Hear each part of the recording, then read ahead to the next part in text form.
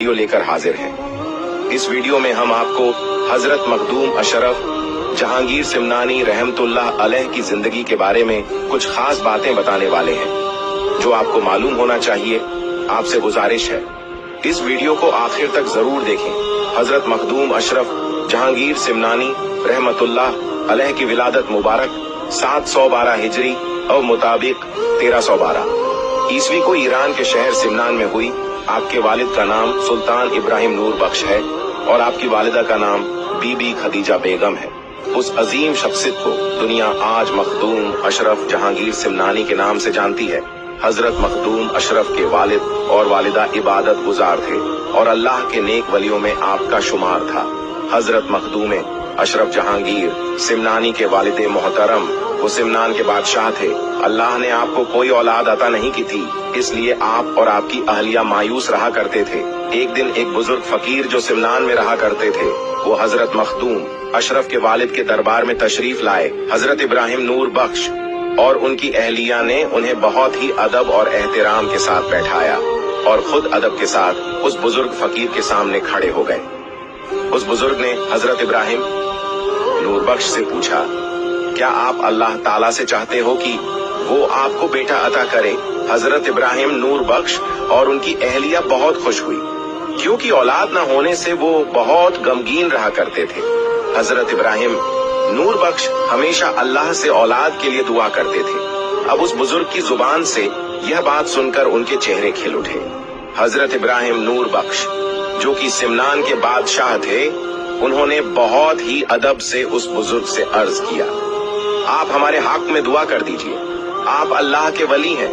उस बुजुर्ग ने आपके लिए दुआ की और वहां से चले गए। कुछ दिन के बाद सुल्तान इब्राहिम नूर बख्श ने ख्वाब में दोनों जहान के मालिकों मुख्तार हजरत मोहम्मद मुस्तफा सल्लल्लाहु ताला अलैहि वसल्लम को देखा। प्यारे आका मोहम्मद मुस्तफा सल्लल्लाहु ताला अलैहि वसल्लम ने फरमाया, ए इब्राहिम, तुम्हें अल्लाह ताला 2 बेटे अता करेगा। बड़े बेटे का नाम अशरफ और छोटे बेटे का नाम आराफ रखना। अशरफ अल्लाह का वली होगा, उसकी परवरिश और तरबियत खास तरीके से करना। और फिर वो वक्त भी करीब आ गया। पूरे सिमनान में खुशी की लहर फैल गई। सिमनान को अब उनका बादशाह मिल चुका था। अब शहर सिमनान में हजरत मखदूम अशरफ जहांगीर सिमनानी रजी अल्लाह ताला अन्हो की आमद हो चुकी थी।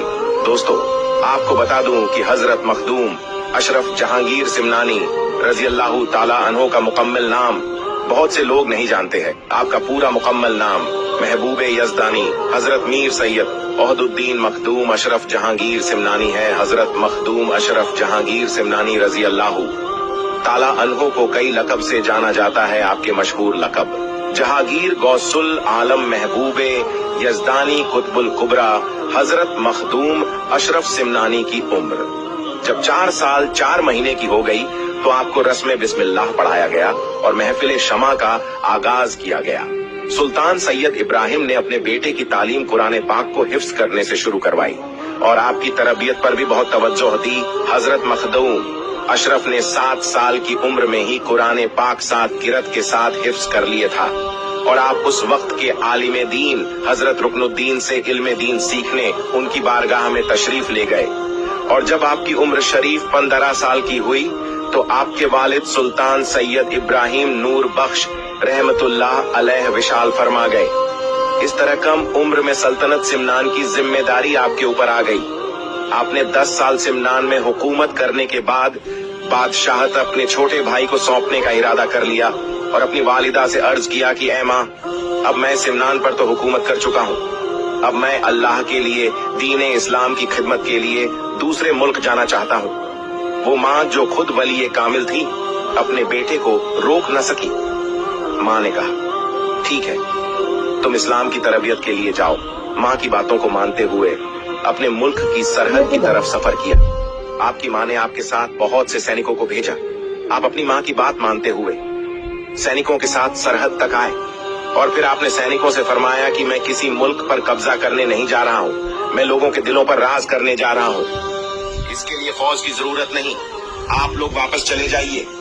आपकी बात मानते हुए बहुत से सैनिक सिमनान चले गए। हजरत मखदूम अशरफ सिमनान छोड़ने के बाद बुखारा की तरफ अपने 2 सैनिकों के साथ चल दिए। और आप सफर करते हुए 6 महीने के बाद बुखारा पहुंचे और समरकंद होते हुए भारत की तरफ आए। यहाँ उनकी मुलाकात मखदूम जलालुद्दीन बुखारी से हुई, जो जहानिया जहान गश्त के लक़ब से मशहूर थे।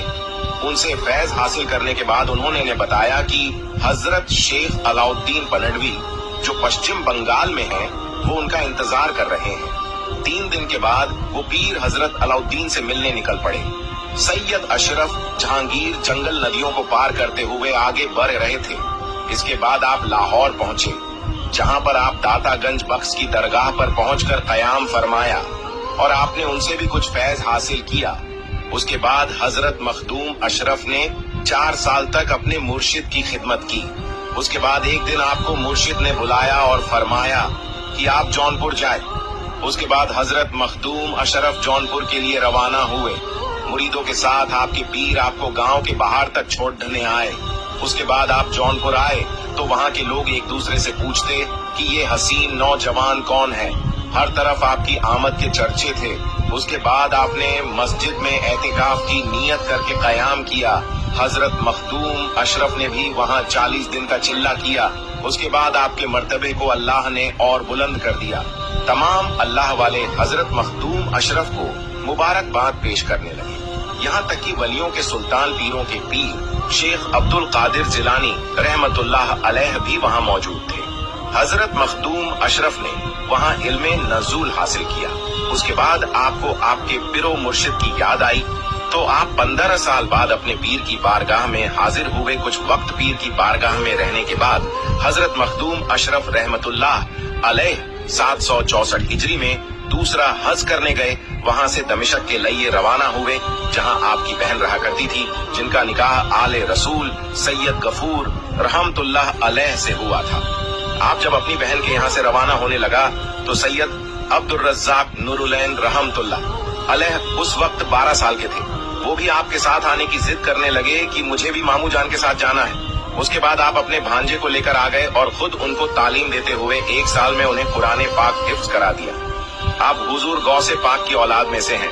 आज तक जितने भी अशरफी सैयद है वो अब्दुल रज़्ज़ाक नूरुलैन की औलाद है, क्योंकि हजरत मखदूम अशरफ जहांगीर सिमनानी रहमतुल्लाह अलैह ने शादी नहीं की थी और आपने अपने भांजे को अपना जानशीन बनाया। उसके बाद सफर जारी रखते हुए हजरत मखदूम अशरफ सिमनानी रहमतुल्लाह अलैह की चौचा शरीफ तशरीफ ले आए। आपके पास किसी चीज की कमी नहीं थी। आप अपनी जिंदगी में बहुत से औलिया अल्लाह से मुलाकात की और आप खुद हजरत ईसा अलैहिस्सलाम के नक्शे कुदम पर थे। आपने अपनी जिंदगी में बहुत से लोगों को गुमराही से निकालकर राह राज पर ला दिया और लोगों की दुनिया और आखिरत सवार दी। दोस्तों, आज भी की चौचा शरीफ में लोग अपनी परेशानी लेकर जाते हैं और फैज पाकर वहां से आते हैं। जादू टोना से परेशान लोगों के लिए ये जगह फैज का दरिया है। बड़े से बड़े जादू यहाँ खत्म हो जाते हैं। किसी भी तरह से आप पर बंदिश की गई हो या जादू किया गया हो, लोग आज भी इस दर से अपनी मुरादें पाते हैं। इस दरगाह पर बड़ी तादाद में लोग हाजिरी देते हैं। हर धर्म के लोग इस दरगाह पर अपनी मुरादें लेकर आते हैं और उनकी मुरादें इस दर से पूरी होती है।